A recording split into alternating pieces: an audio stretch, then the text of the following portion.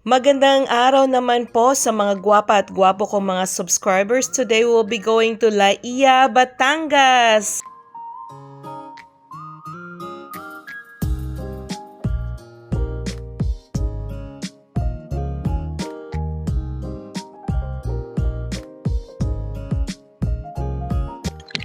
We are now at Cyber Park Tower 2. We'll be coming from here. We'll be going to Laia. So it's Yan, tinatahak na natin ngayon ang kahabaan ng EDSA. Nasa Santulan na po tayo. On the right side is the Camp Crame. Umalis po tayo kanina sa Cyber Park Tower 2 at exactly 5:16 in the morning. Ayan, palabas na tayo ng Maynila. Sa Green Service Road po tayo, hindi tayo magsislex. Palabas na tayo ng Muntinlupa na isahan pa rin natin si Waze. Hindi pa rin tayo nakapasok sa Slex. Ayan po, mukhang magtuloy-tuloy na nakaiwas talaga tayo sa Slex. Nandito na tayo sa Calamba Road. Time check, 7:30 in the morning. Ang ating goal ay nandun na tayo sa location at 10 or 10:30. Since kinontra natin si Waze na hindi tayo dadaan ng Slex, alam niyo kung ano pong nangyari? Tumahimik na siya. Hindi na nagsasalita kanina pa. Hindi na nagsasalita ang Waze. So yeah, sige na nga, alam mo na yung daan. Ay nako, nandito pa tayo ngayon sa kahabaan ng Calamba Road. Ito ang reason kung bakit hindi ako nag-opt na mag-Slex. Kasi I like looking everybody around in action. Yung mga katulad nating ordinaryong mamamayan na, you know, naglalakad sa daan, sumasakay, nagko-commute. Kasi kung nasa Slex tayo, besides na napakabilis magpatakbo yung mga sasakyan, saka dapat mabilis ka talaga doon, hindi mo mai-enjoy eh. Ako nai-enjoy ko. Nai-enjoy ako tingnan yung mga tao na busy sila sa kanilang buhay. You know, your day to day, yung may mga estudyante, nag-aantay ng sasakyan. I love it. I love it. Nandito na tayo sa Binyan Campus. On the right side po, yung University of Perpetual Health, Binyan Campus. So finally, may nakita na ako kung anong lugar tayo. Kaya tingnan nyo yan sa sinabi ko kanina na kung bakit gustong gusto ko na dumaan sa service road. Kasi tingnan mo yung si kuya na sa harap natin, oh. Naghahanap buhay to provide the needs of the family. I like looking, nang makakasabay sila sa daanan. 7:59 in the morning, nandito na po tayo sa City of Santa Rosa. We're still enjoying the ride. Habang nakikita natin ang ating mga kababayan na busy din sa kanilang araw ngayon. Palabas na tayo ng Santa Rosa and then papasok na ng Calamba. Calamba, for your information, is the birthplace of our national hero, Dr. Jose Rizal. Yung hindi nakakaalam, ewan ko lang. Ewan ko lang. Mapagbigay tayo sa daan, pagbigyan natin. But anyway, we're leaving na Calamba. Papasok na tayo ng Santa Cruz, Laguna. I remember Santa Cruz last, nung nagturo ako sa St. Paul University, Surigao. Dito po hineld yung National Schools Press Conference wherein may dalawang bata akong kinoach at yung isa naging 6th placer sa editorial writing contest, English. Hi Meloy, I miss you. So on our left side is the Laguna Provincial Capital Extension. Pero naiisip niyo ba, si Rizal, si Dr. Jose Rizal, pinanganak siya sa Calamba, Laguna. Pero hindi siya taga Rizal. Kanina pinangalan yung Rizal? Yung probinsya ng Rizal. Diba sa kanya yung pinangalan? Bakit ang Laguna hindi pinangalan kay Rizal? Buti pa yung Rizal province pinangalan kay Rizal. Anyway. Mahilig lang talaga ako magtanong.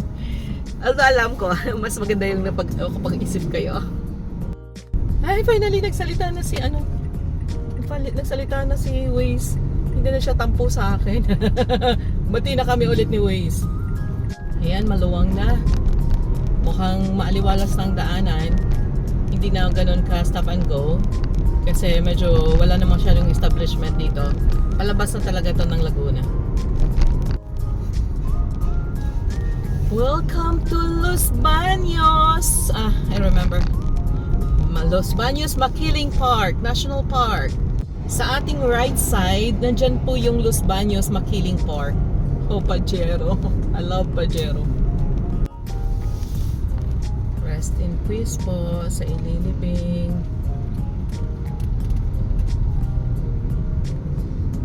So on the right side po is the going to UPLB, UP Los Baños. Yan. Marami pong mga kababayan natin ang nagpapakadalubhasa dyan, mga tulad ng mga veterinaryo, ganon. Sa UP Los Baños din po, dyan yung magagaling natin ng mga agriculturists. As a matter of fact, maraming Thai researchers and scientists, rice scientists, yung nag-aral pa dyan sa UP Los Baños. Unfortunately, sila po yung nakadevelop at nakapag-export, nag-i-export ng mga magagandang klaseng rice. Yung, kaya nga kung may marinig kang Thai rice, pero yung skills po at saka talino na yan, nakuha nila sa mga instructor nila galing dyan sa UP Los Baños. Habang medyo matraffic po sa daan, kainin muna natin tong itlog na nabili natin kay kuya. Yung disabled na kuya kanina na nagbebenta ng itlog. So, binabalatan po natin siya ngayon. Dala-dala po natin yung nakuha nating pouch na galing sa Cebu Pacific. Yan, nabalatan na natin. Nilagay natin yung balat dito sa pouch na nakuha natin sa Cebu Pacific. Hiningi ko talaga to. Binigyan ako ng marami ng stewardess.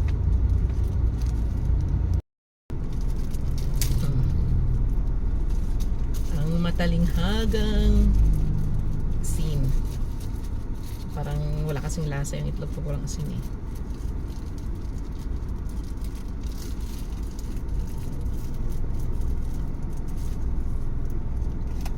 Habang matraffic pa.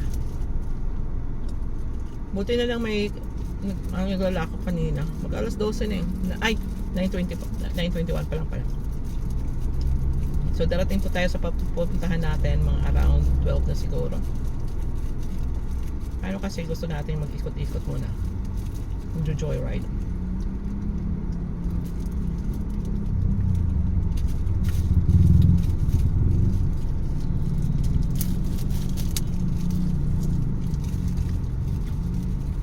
Bukas po, pag uwi po natin, bukas, doon po tayo sa Dalisay dadaan.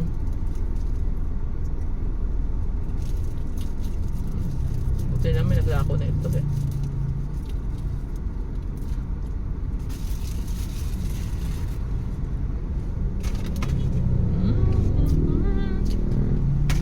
Pwede na dumi tayo.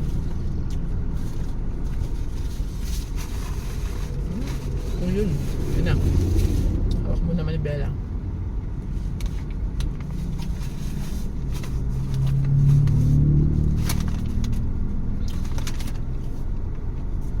Yan. Pakawi ng gutom. Kinain lang natin kanina sa office. Mga 4:35 yung nag-prepare ako sa kotse. Isang nag-hot chocolate tayo. Tapos bumili sa 7-Eleven ng fried bread. Kaya medyo nagutom na. Last ako nakakain kahapon mga around 4. Nakaubos na tayo ng egg number 2.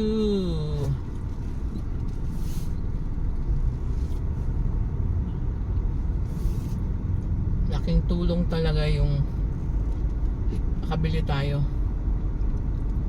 Kung hindi pa, nako, magugutom na tayo dito sa daan. Wala tayong mga food eh, lakas na dala.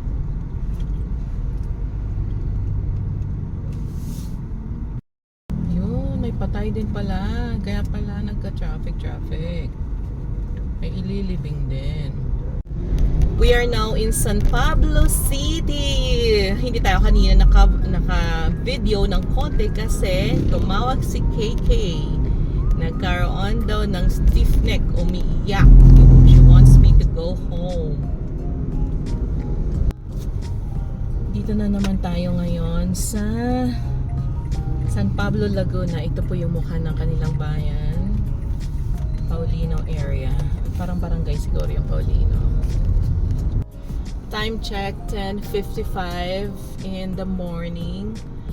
We still have 1 hour and about 20 minutes to drive to our destination, Calubcub Beach Resort here in Batangas.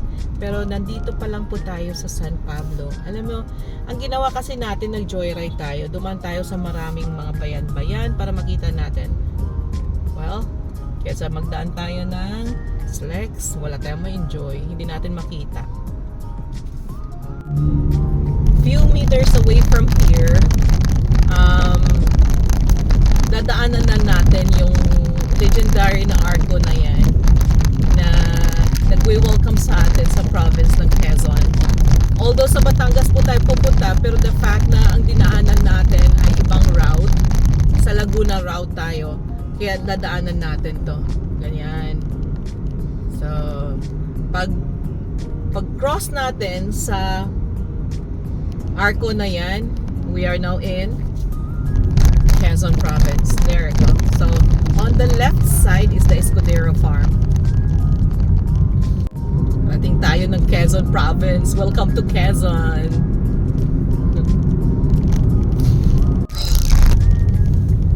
Kakaliwa tayo sa Chaong Diversion Road para ma-shortcut tayo. We are like 15 minutes away to our destination. Time check is 11 o'clock and 11 minutes. Sana yung goal sana natin, nakarating na tayo ganitong oras. Unfortunately, pagkaraan ng 3 kilometro, kumaliwa sa Pan-Philippine, Maharlika Highway. To grab. Kaya dito sa Chaong Diversion Road para maiwasan lang natin yung Maharlika. Pan-Maharlika kasi medyo matraffic talaga yon. Daan. At least dito, hindi siya ganun ka-heavy. Tapos na tayo sa diversion, Chaong Diversion Road. Dito na tayo balik sa Pan Highway. So we're like 25 kilometers away to Calubcub. Pagkaraan ng 1.9 kilometro, kumanan sa Chaong San Juan Road. Yan. So Chaong and then there's San Juan.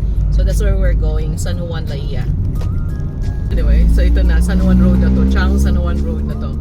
So this way, this leads us to Laia. Dumiretso lang ng 35 minuto.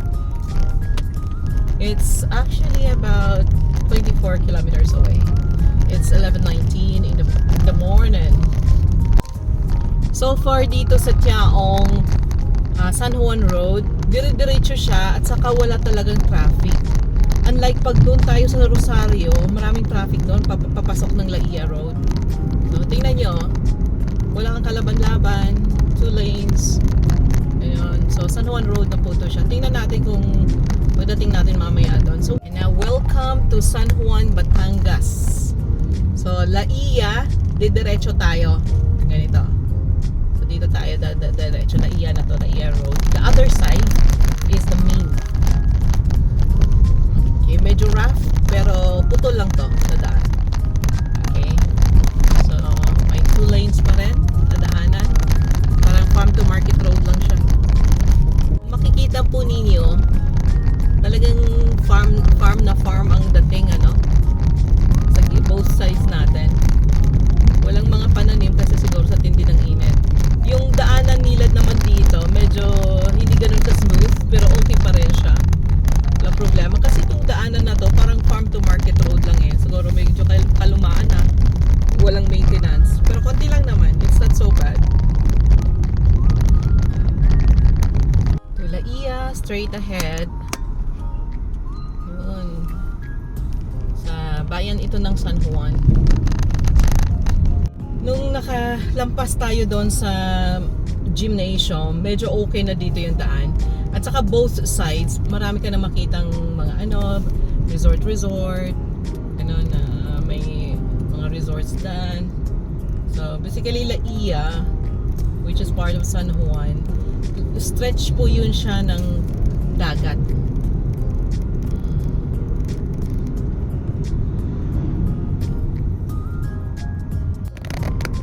Since nandito na rin tayo sa Batangas, San Juan, Batangas, Batangas po is known for its food na lumi.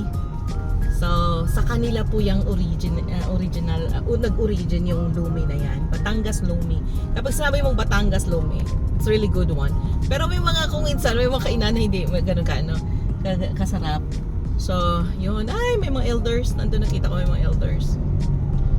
Tapos, another thing na maganda dito sa Batangas ay ang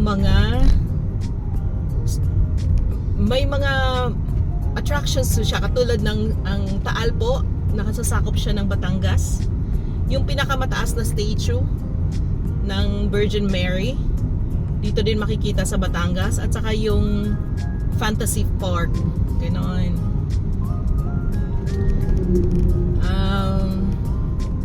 Ang mga Batanggenyo po, kilala din to sila. Lalo na kung may mga fiestas. You will love their fiesta. I don't know. I haven't been, hindi pa ako naka-attend ng fiesta so far, no. Nung nasa Calatagan noon, niyayaya ko ng mga staff namin sa Playa Calatagan na mag-join, mag-miesta doon sa Santa Ana. Sa Calatagan mismo. Kaso lang hindi ako kasi may work ako that time.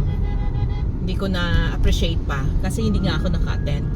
Pero according to a lot of them, and then their excitement na fiesta.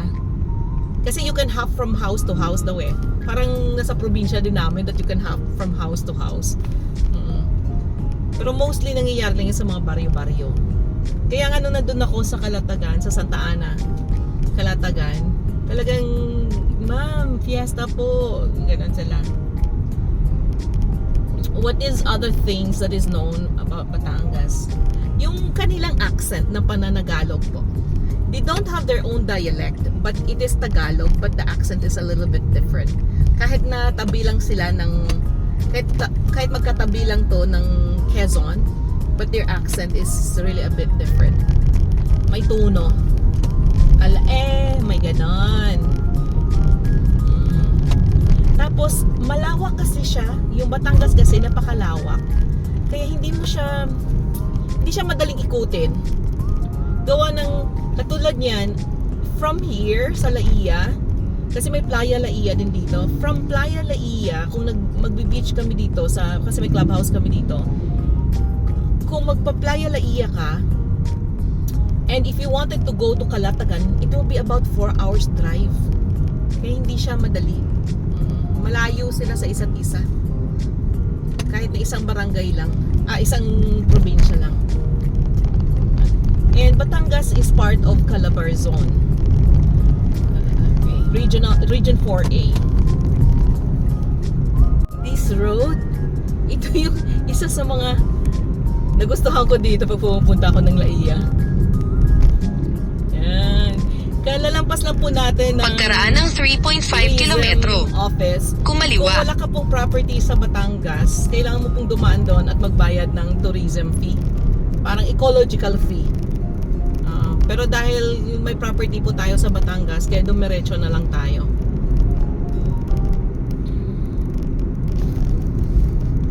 Yan, love the road.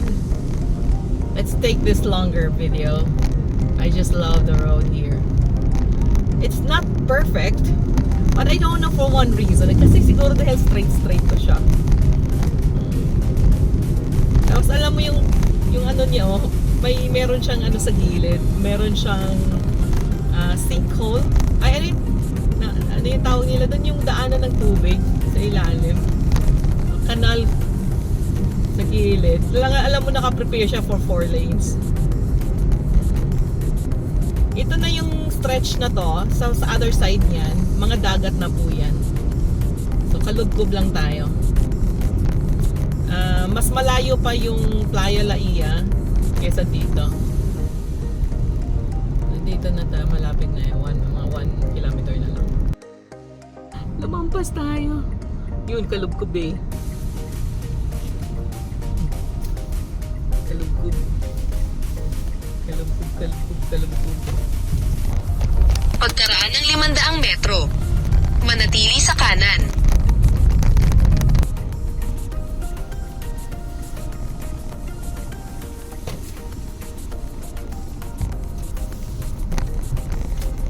Ba? Ito ba yun? Sorry. Finally, welcome to Kalubkub Beach Resort. As protocol po, kailangan nating dumaan sa guard para makonfirm ang ating registration. Dahil late ako, ito ang makasamahan ko. Mag-uumpisa na ang team building activity. Tapos ang team building activity, sugod na tayo sa dagat. Samahan ninyo ako. Ikutin natin ang buong Kalubkub Beach Resort.